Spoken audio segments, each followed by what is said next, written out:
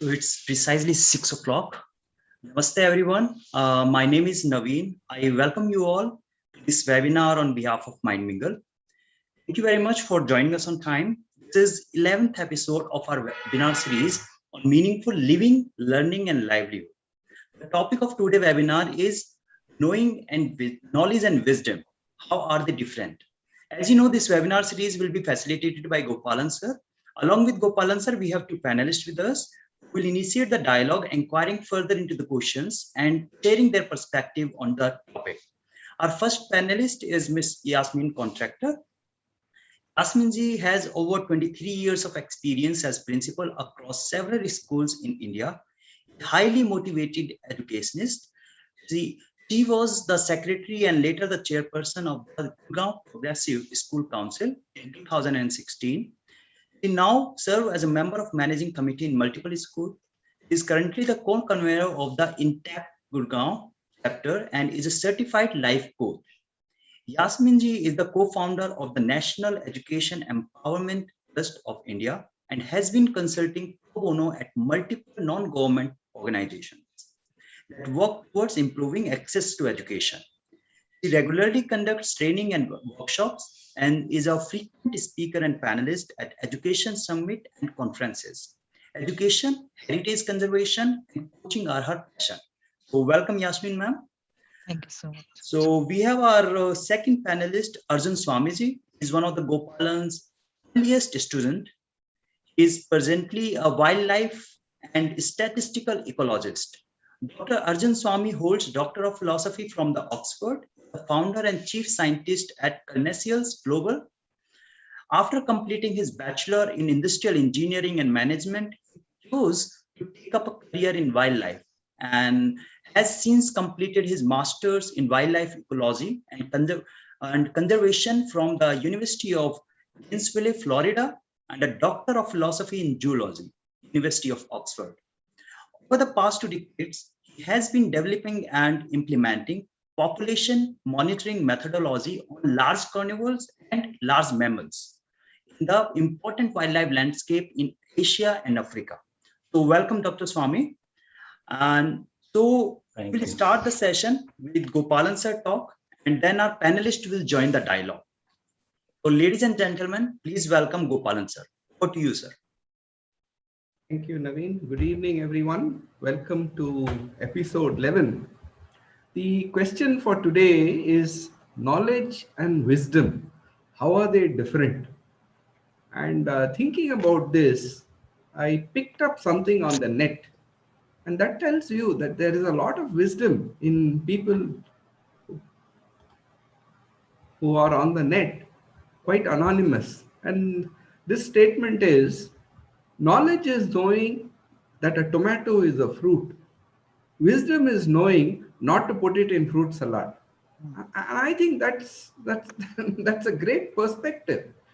In our common understanding, wisdom is just knowledge accumulated. So then the question arises, do encyclopedias have wisdom? Computers must have even greater wisdom because they have more knowledge than anybody else. So there's a story here that goes years ago when one of the big computers was first invented, long before the personal computer came. And this, of course, was for the US Army.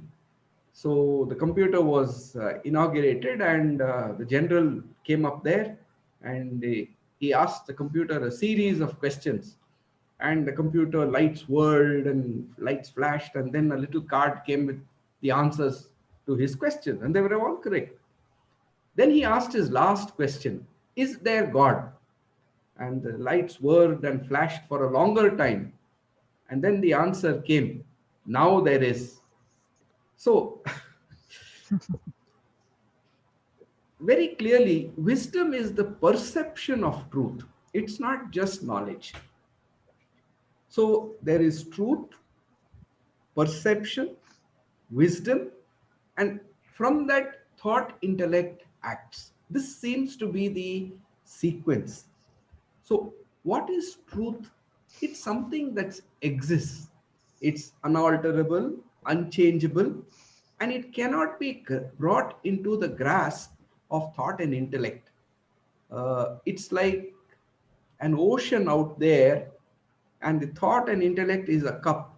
Can that ocean come into the cup? Obviously, it cannot. But yet we persist in this idea that we can be wise. Yeah. So what is then the next, the process of perception? We talked about this in the last few episodes. We said sensations arise from contact with the world in the sense organs. These sensations are transduced into electrical impulses and sent to the brain. Perception happens in the brain, and the brain immediately responds to those perceptions, and it is felt, the response is felt in the body by muscular contraction, relaxation, by feeling warm or cold, by a racing heartbeat, and after that thought arises. This seems to be the sequence. Therefore, perception is by the entire being, the body and the brain. Thought is not required for it to happen. So, can this perception of wisdom use the memory of past experiences available to it? Clearly, it can, because the brain only functions by accessing memory. But is every access of memory thinking, thought? No. This is where I think we don't really investigate this question too much in our day to day living. We think that any act of the brain is thought, but is it? Thought only happens when there is the thinker, I. And this thinker, I, is a projection of thought itself based on memory. Is it not? So, thinking can only happen when there is this separation between the thinker and the thought. So, the duality of thinker and thought gives rise to the process of thought. Now, what then is instinct? We know that even every newborn creature instinctively knows how to feed itself. That obviously is coming from memory. But is it a process of thought? So it seems that there is a level of accessing memory below conscious level at which thought operates. You may call it the subconscious, the unconscious. And at that level, access to memory is possible without the activity of thought happening. Now, knowledge we know is facts and information. Encyclopedias provide this, but we don't say that they have wisdom. So, is there this difference that knowledge has a quality of being dead information? Wisdom has the quality of being a living process. Is this one of the differences between knowledge and wisdom? That knowledge is always dead, dead information. Wisdom is always a living thing because it happens only in this instant when I am there completely and not at any other instant in time. So, this raises a very interesting question for us in our living and particularly in education. Which is of the essence? Possessing all the information that is there in an encyclopedia, or knowing how to access information required and use or apply this information? Which of these two processes is wisdom? Obviously, possessing all the information is not wisdom, but knowing how to use and apply knowledge is part of the process of wisdom. So, knowledge is the act of storing of information. Wisdom is that quality which is able to work upon this information and act.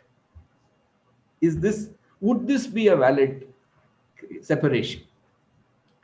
So, which means if that separation is valid, then the essential qualities of wisdom are doubt, questioning, skepticism.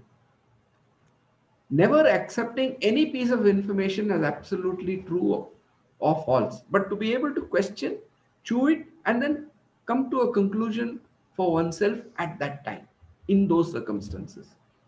For example, we know through biology the process of how vision takes place. We have the knowledge of that. Image falls on the retina, it's made into a electric impulse, it goes through the optic nerve. We have all that information. We have all that the information that there is something called an electromagnetic spectrum. Everything is waves, and waves of a particular frequency are x-rays, waves of a particular frequency are is blue light, waves of a particular frequency is red light, waves of a particular frequency is infrared. There is something called a visible spectrum of light. In that visible spectrum of light, there is no white light. There are only different colors. But the combination of these colors gives us an illusion of white light. So we have all this information, but do we act as if we know all the time that the that what we are seeing is really partial? It's only an illusion, or we think that what we are seeing is very true. It's the real because we can see it. If you look at art, uh, all art is only an illusion with two instruments. One is line and the other is shade. With just line and shade, you create a three-dimension object on a sheet of paper. It looks so realistic, but it's only line and shade. Isn't that illusion? We're also used to thinking that wisdom is related to intellectual capacity. So, man, in his arrogance, assumes that since he has greater intellectual capability than any other living being, he must be the one with the most wisdom. Now, intellectual capability is the ability to analyze, manipulate, dominate. Analysis, manipulation, domination must always result in conflict. And the history of man shows that man has always been in conflict. Does the intellect have the capability to understand the requirements of coexistence? Because only in coexistence can conflict end. And this seems to have been beyond the capability of man, at least through his history. Therefore, we assume that present day man is wiser than his predecessors. Is this so? Has man learned the futility of war, division, tribal identification after all his history on earth? If he has not learned it, and obviously the state of the world says he has not learned it, where is wisdom in man? Now, this is where my friend Arjun probably will come in with a more knowledgeable response. Do animals and other living beings have wisdom?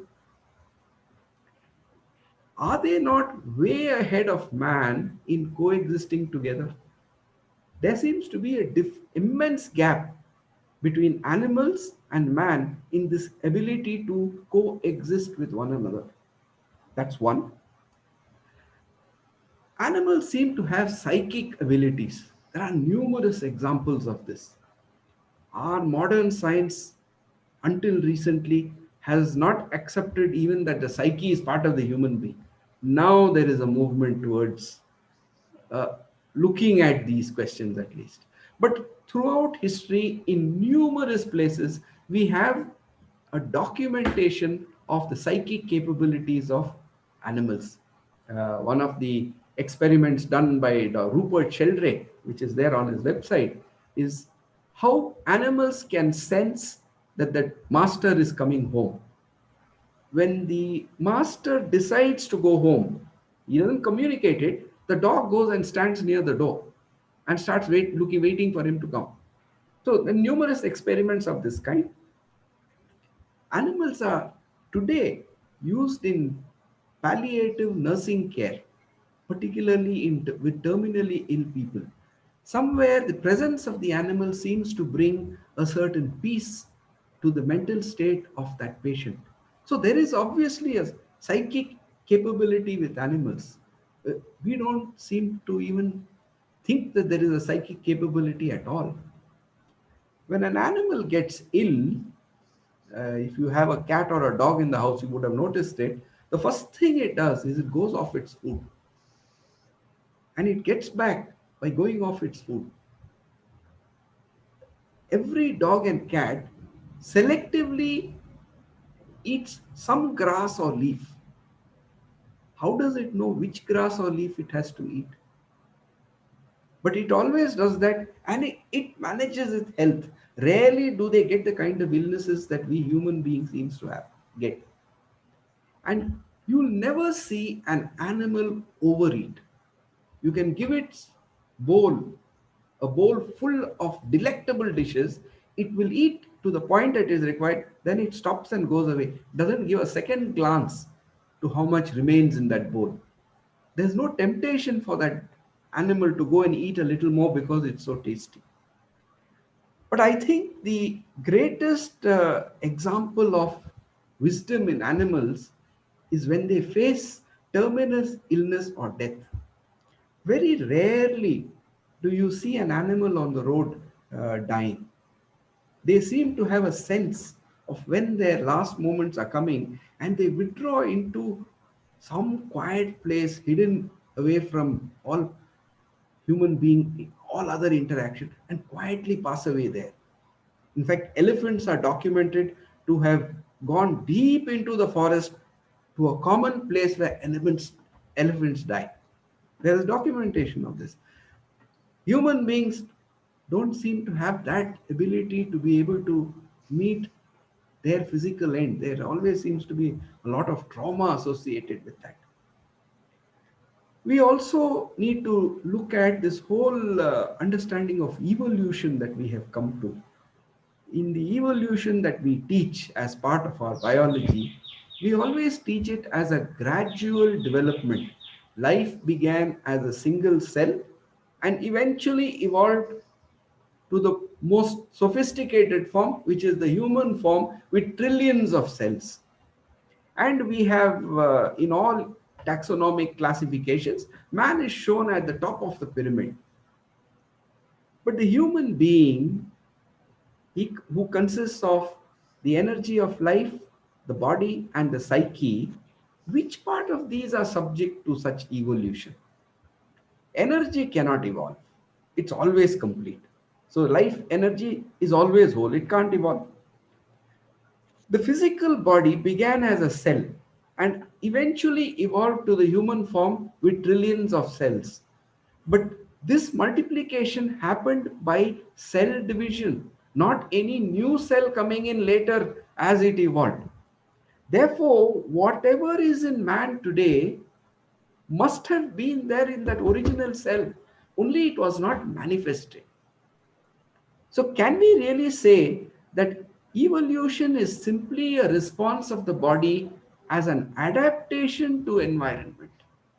That's all it is. There's no superiority in evolution in the hands becoming wings, or maybe in the future humans will be 95% brain and only 5% rest of the body, because that's the only thing they seem to be using today. So that is the body. Now the psyche, the world of thought and emotion, can that evolve at all? What evolution can you have in being able to store something in memory and then project it as an imagination? That capability cannot evolve.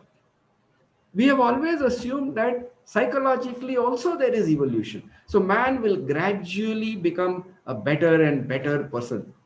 That's the idea that we have always held on to. But does it have any validity at all? Or evolution as adaptation is only applicable to the physical body? Energy of life is always evolved and nothing for it to evolve. What is the psyche then? It's just memory and evolution and imagination. So it has actually no strength.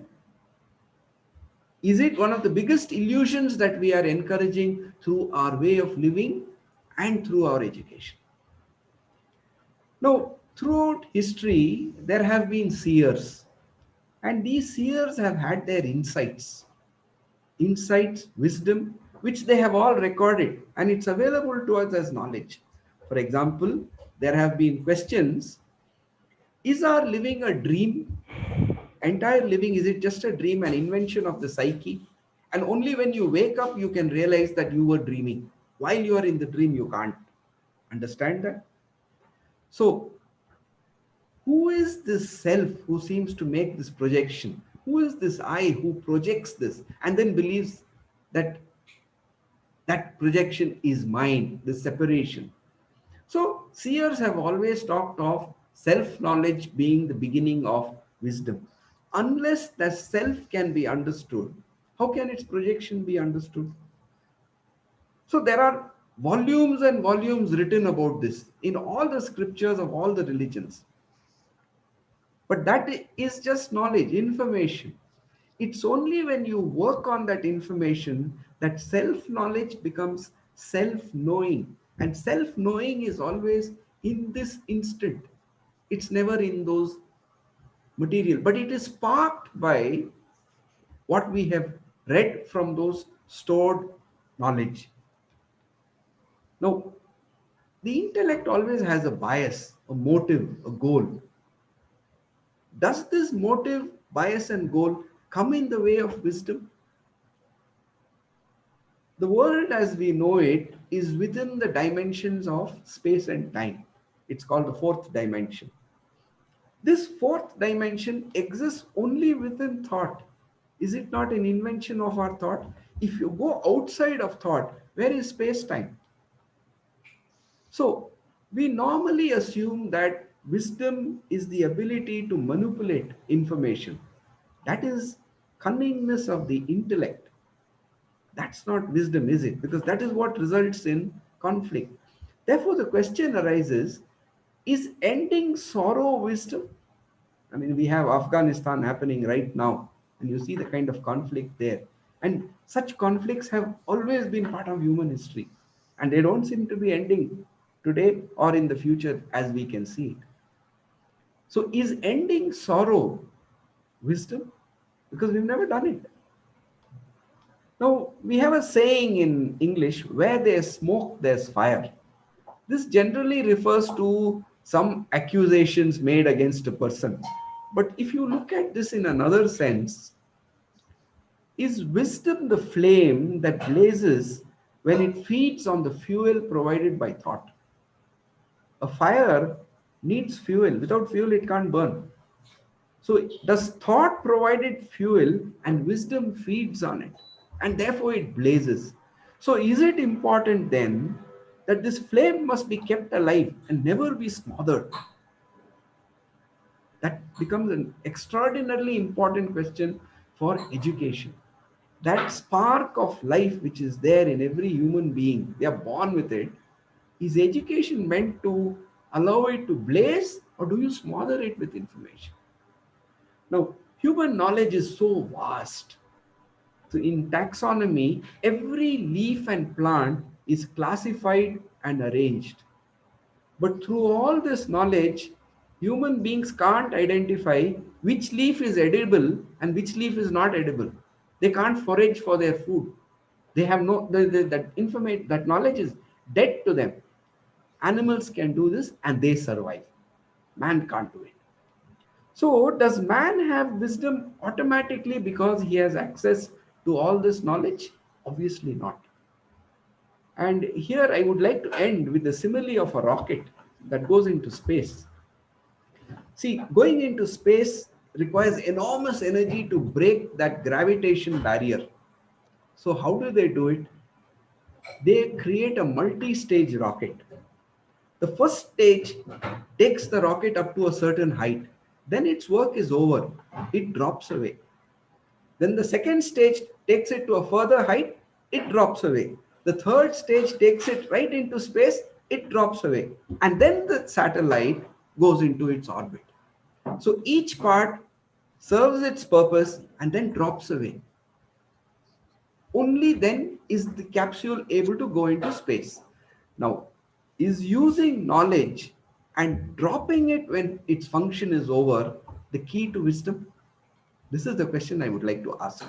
Is using knowledge and dropping it when its function is over the key to wisdom?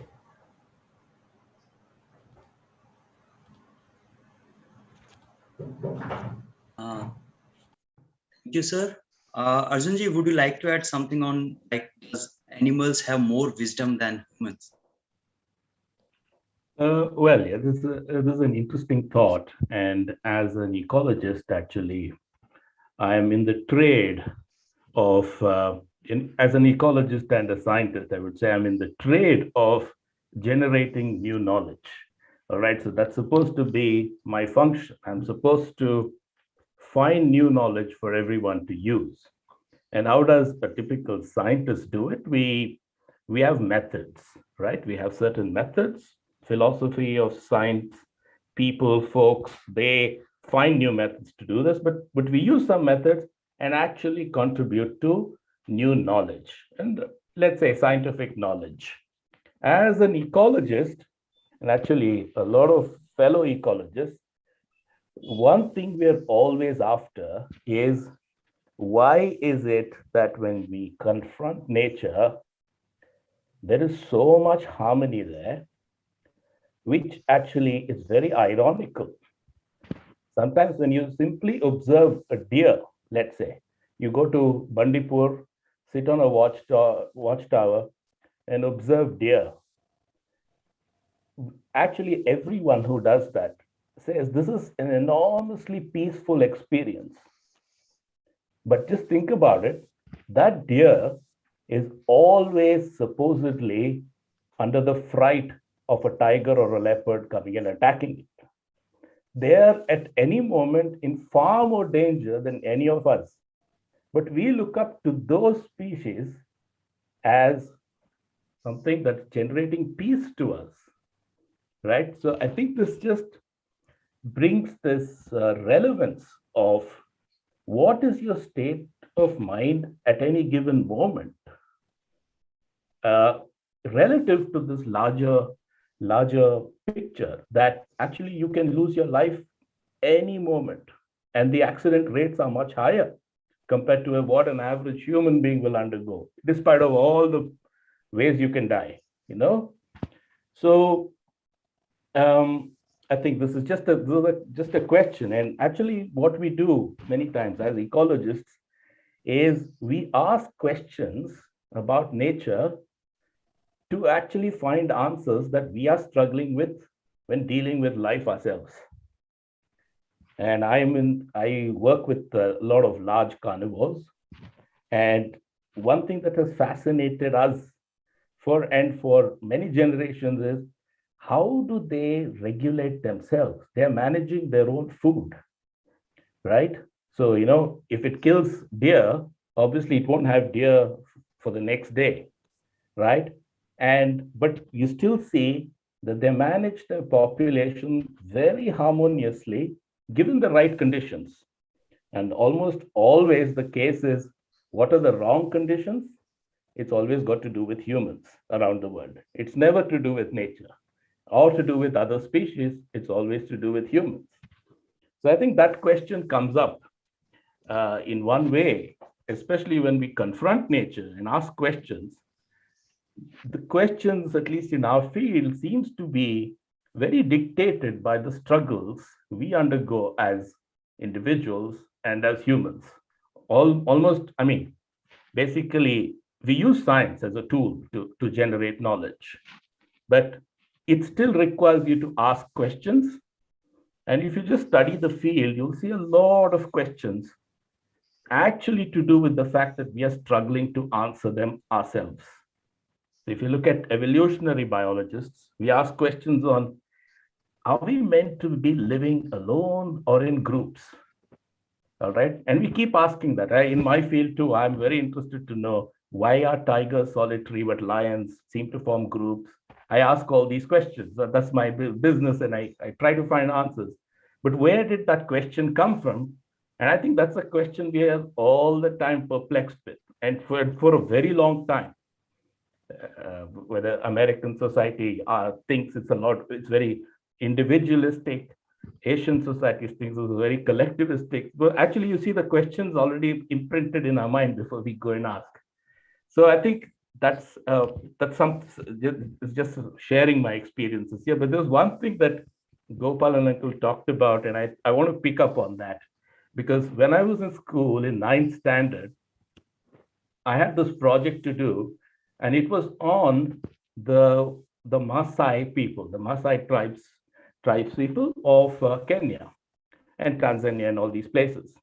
And what did I do? How would you do a project? You would actually take knowledge, right? Where is it available? Encyclopedias. Those days we didn't even have internet, right? So we would look at encyclopedias, go to libraries, just write. Usually what we would do is actually paraphrase something that people have already written. By chance, I still have that file with me, all right? And it so happened exactly 25 years later or so, I actually did go to the same lands that I'd already written about. I've already written something about this, usually taking snippets from National Geographic and these kinds of magazines, school projects. And then I finished my projects here. I mean, I spent quite a bit of time over the last 6 years going to Kenya often, working actually with Maasai and a lot of people around there. And I come back, and by chance, I looked at this project work of mine. It was completely by chance. I was cleaning up a shelf, and I just looked it up and saw what I wrote. And I looked at it and said, what crap is this? This is complete nonsense. And I think it just goes to show that even knowledge, you just can't take it unless you confront it with your own reality, unless you go and confront it. There could be elements there. I won't say every sentence was wrong, but I would say I think 85% was completely off of what I think should actually have been written there. So, yes, I'm just sharing my experience here, and to ask this question, where does I mean, to me, I look at wisdom as such to be something that does dictate. I mean, we always talk about wise people. As you grow up, this person is very wise. This person is very knowledgeable. So when we ask the question, what's the difference? And one thing that does strike is wisdom. There is some intuition in these people, a sense of judgment, and a sense of having experience. And these are all not documented as knowledge that Gopal Uncle talks about. And how does this actually get accumulated? And with my experience, I would tend to think this just happens by actually getting out of your comfort zone and facing the situation. It just doesn't come. The wisdom just doesn't happen. There's probably a kind of wisdom, but I'm being very specific to the work I do. There's no substitute for just going and putting yourself in that situation and then looking at what you have read along with and where things make sense. And I think even the knowledge production mechanism, as we call it, the role of a scientist, you will tend to do much better even in that role if you are wise, right? And that comes again with a lot of confrontation maybe. And one thing that we struggle with asking any scientific question or trying to produce knowledge is, how do you remove bias in your thinking? Because there is always some bias because of where you grew up, the kind of people you've interacted with, what you have read. How do you remove that? And I think this is where wisdom seems to play a role. And I can't actually articulate too well. I've never thought very seriously about these two questions. So I'm just sharing my thought on what I make of these words. So I think it's that thing of removing biases, which is essential, let's say, if you're a scientist, or you're going to keep asking questions. So basically, you could have the best methods and tools in the world and the best skills. You ask the wrong question, you don't produce any useful knowledge to people or to yourself. So coming back to the question and the analogy of the rocket, yes, probably. I think, but the thing we really struggle with is when you clip off those different engines, the different boosters at different points in time. And I think generally we all struggle with this problem that we hold on to some for too long. And how do you let go? And how frequently should one let go? I sort of I've never thought about it. To be honest, I usually like to take something like this and then brood over myself separately for a week before providing a perception. But I think that's all I have to say for the moment. Yasmin, ma'am, would you like to add something? Oh, I kind of liked both their thoughts of, having to discard certain knowledge, certain memories. If you see a patient, a person who is suffering from bad memories, you will see he will have a selective recall. He will, lose those bad memories and he will come back. So I guess when we're talking about wisdom, I would say it requires, more understanding of facts to determine which is more important and more relevant for us, and that we apply to our knowledge. Supposing, simply knowing something is not enough. You have to apply it in real life. So wisdom, I think, is about accepting what is and what is not there, right? If you have understood a certain fact, you have you are familiar in knowledge is about information, it's about skills, about understanding, and all these are gained with experience, and anybody can become knowledgeable. You read an encyclopedia, you need anything else, you can become knowledge. But wisdom is the ability to be intelligently conscious of a certain thing, to understand, okay, what I'm going to say, is it relevant to what it is, or even to accepting the fact about what is or what is not, or even perhaps I would call it having some sort of a sage perspective into life situations. Like there was a very interesting story that I came across. It was a Chinese story. It was about a man, a farmer, who lived in a farm along with his teenage son, and he had a stallion. He looked after it very well.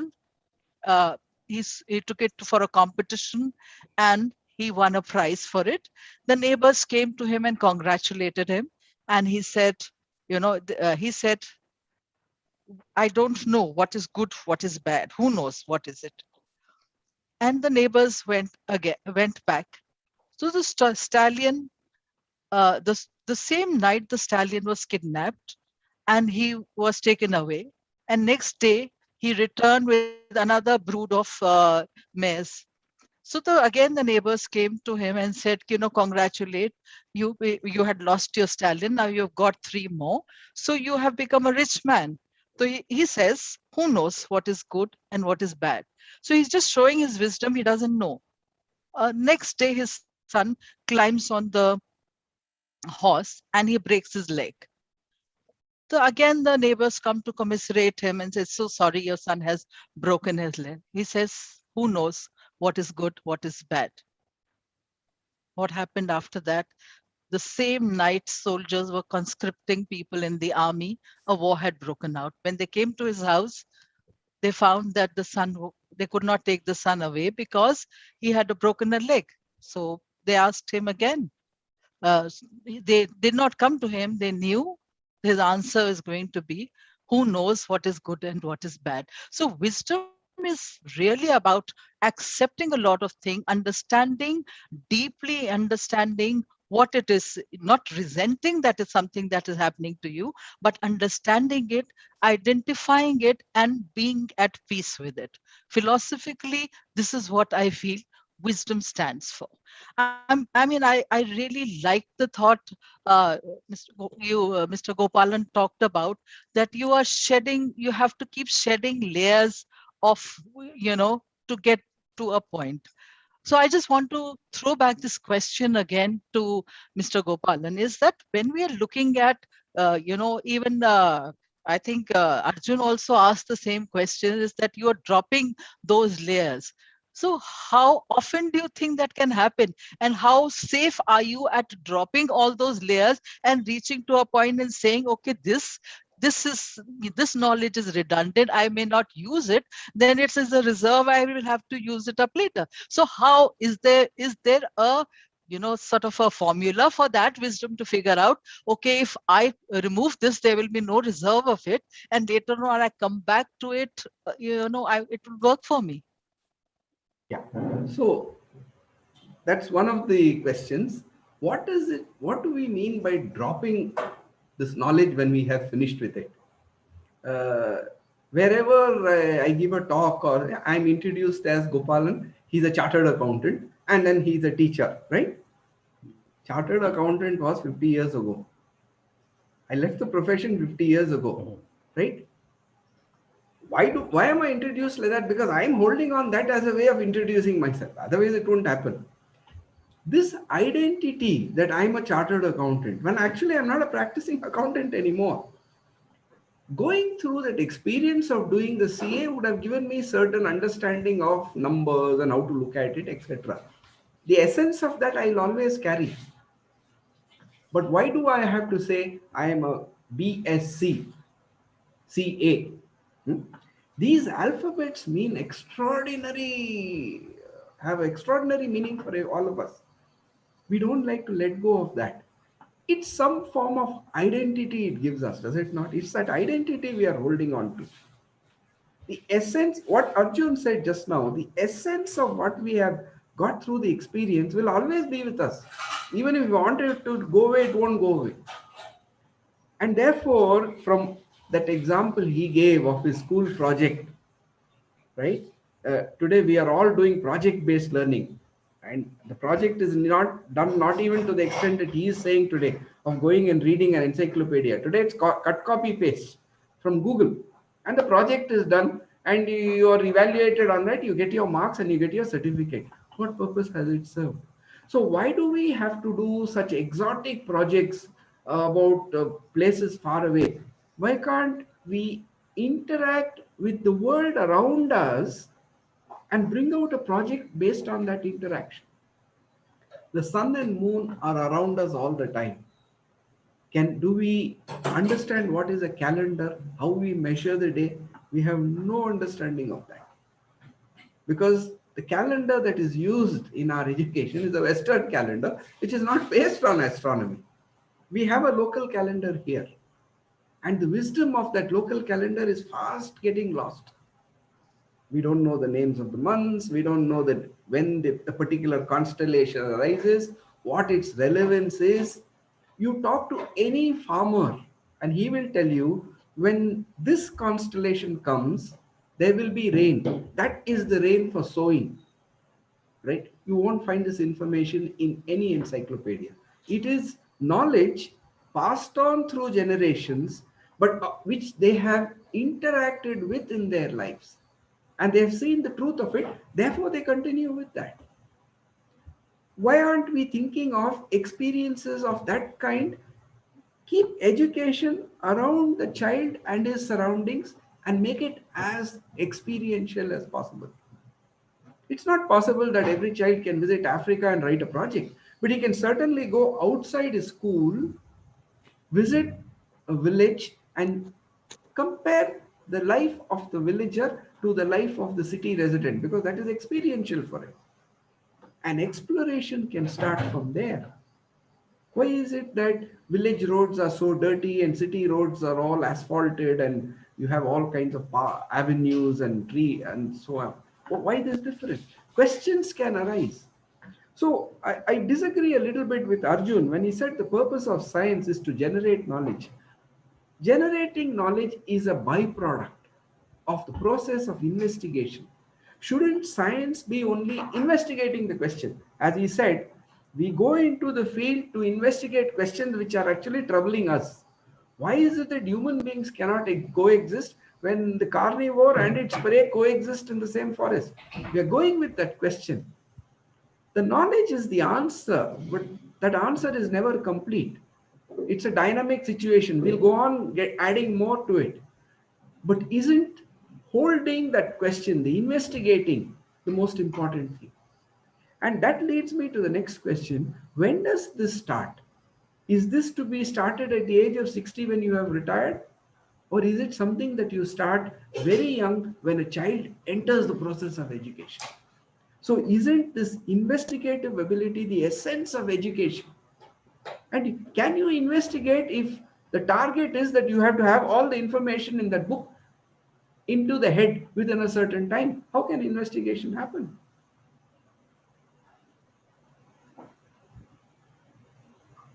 I have two questions here. One is what Arjunji recently mentioned, like asking wrong question doesn't bring any knowledge or learning. So is wisdom is only about asking right questions? And the second is you are mentioning about animal senses. So is wisdom affected by intuitions also?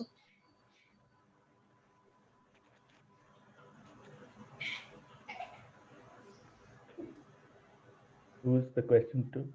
You. Oh, to me. Okay. Just the first question again. Yeah. So you are saying like asking wrong questions doesn't bring knowledge or learning. So is wisdom is only about asking right questions? I wouldn't say that. It's actually what you end up with. It's just sharing my experience because let's say in the field of wildlife and wildlife conservation, a lot of people talk about it. A lot of people talk about it. Every single person you meet has something to say about wildlife or conservation because people have read a lot of things. But when I make the distinction between right and wrong questions, I really mean is the question really getting at the answer you're looking for? And I see the difference in the quality of the questions based on actual confrontations with those realities.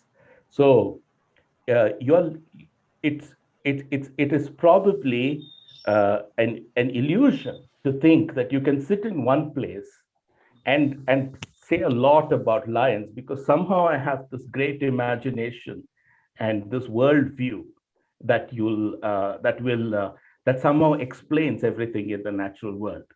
But actually, you take the same imagination. Nothing wrong in having that. You just go to where wild lions are, spend time there. Invariably, it just falls apart. All right. The other approach is you go there first, okay, because you're just fascinated by it. You just love it. There's something that you like about it. You go there, and actually questions do come there. And this is where I see the distinction between what you would call right or wrong questions. We can always say what's right or wrong. What I can say is there's limits, especially given there is a tendency that a lot of people have a lot of things to say about many things about planet Earth. So where will someone like me filter out what is what is really true knowledge from actually, we talk about fake news these days. There's a lot of that. It's so much information. How do you distill that? And that actually comes, you'll see it's actually those with confrontation, people who have engaged in the process of asking questions and being there, answering, getting the feedback, knowing that you're completely wrong. And I think knowledge gets produced when you're actually breaking your preconceptions and not forming very articulate conceptions of the world. So I think that is something that happens with confrontation. What I meant is wisdom is these a lot of these day-to-day decisions you take, of what do I do next? And sometimes when you really want an answer, you have to take certain risks, go to certain places. There's no substitute to that. But there's also this feeling, probably I should not take the risk because of X, Y, and Z. let me still try producing something out of you. It does come out, something does come out, but I think we'll be honest to ourselves saying we actually are not very happy with what we did. And when you feel a little unhappy, I think we are not being wise, though we can still produce some knowledge. I don't think we act with wisdom. So I think it's about, I don't know. Like I said, I need to brood much more about all these concepts. But I think you get the sense of what I'm trying to say. Yes. That there is this something guiding when it comes to wisdom and a judgment call, acting on some intuition with imperfect information. That's the difference between, say, knowledge-based information, where you know everything and then you're asked to take a decision, versus actually you have to take decisions when you don't have information. And that's where I think wisdom has a role to play. And how does that come into my experience is just confront yourself with a lot of situations and you tend to become wiser. I can't explain the mechanics of how it happens, but you seem to do a better job if you face the world more. That's what I meant. Yes. And sir, would you like to add something on second questions? Like wisdom is affected by intuitions or not? Wisdom is affected by Intuitions intuition. or See, senses. it goes back to something that we don't investigate in our whole process of learning, right? Where does understanding take place? I mean, you are very patiently teaching a child how to add, and you say 4 and 3 is 7, and you get 4 sticks and another 4 sticks, and you say, now you count the sticks. You do all this. That moment when you understand that 4 and 3 is 7, that moment of understanding, isn't it always a revelation that comes to you from inside? Isn't every understanding a revelation? It may be something that you have done many times before. It may be something that everybody has done millions of times. But every time, that moment of learning is always a moment of perception, which is that revelation, right? So perception happens in every single thought. It's behind every single thought. But we think that it is our intellectual process which is understanding. And our entire systems are based on this. The moment you see that any amount of explanation is not going to bring understanding, as Arjun said, you have to go and confront. Only then you understand. Would you have a textbook-based mugging, cramming program to learn? Right? So you need, this is what this coronavirus has done in the last 2 years. Suddenly, the brake has been put. Children are not going to school. Students are not going to college and university, right? Is it that they are not learning at all? Okay, most of it is happening through the net. But if you can ask key questions at each point, and only ask those questions, let the student investigate and come up with his response. His response, as Arjun pointed out, will always be biased. But it is, unless you can first see your bias, how will the bias get eliminated? So you should allow it to come up to see that your answer is biased. You have to give that opportunity all the time. Is that a mistake? When we talk of right and wrong all the time, right? I come up with a biased, very biased view. But only when I articulate it, is there a possibility for me to see that my view is biased? Was it a waste of time? Was it a wrong question? Or every question is a stepping stone. Okay, you may not take the shortest path. You may take a very circum path which goes right round. That's okay. But questioning is the essence of a meaningful living, of a meaningful learning. And if we are not questioning whether our own lives or what happens in the process of education or anything that we do, how are we encouraging that movement of wisdom in ourselves? What would you say, Yasminji? Ma'am, you need to unmute yourself.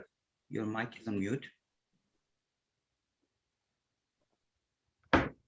Yeah, I mean, I agree with you when we are talking about inquiring, questioning when you're inquiring, but when it borders on judgment, sometimes questioning borders on judgment. You start in your wisdom, you are passing judgments on people, you're passing judgments on character.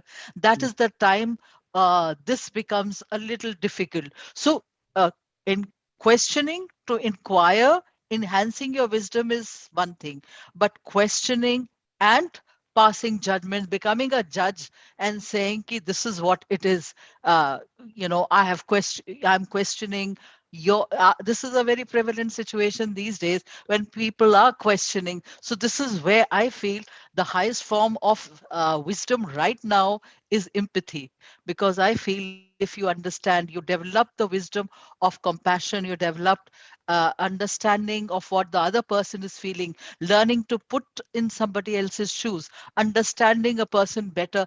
That I think is the wisdom. And believe me, intuitively, young children know that. They are very, very intuitive. They understand. So I feel intuitiveness, empathy, these are very, very important forms of wisdom. Inquiry, yes. Curiosity, yes. All these are a very, very important part for reinforcing thing. But the danger always is that reasoning, that questioning should not become judgmental. There is a point. Wisdom lies in understanding that this is relevant and this does not go beyond that certain area of acceptance. Yes, but how do you understand that you are becoming judgmental unless somebody points out to you that your view is biased?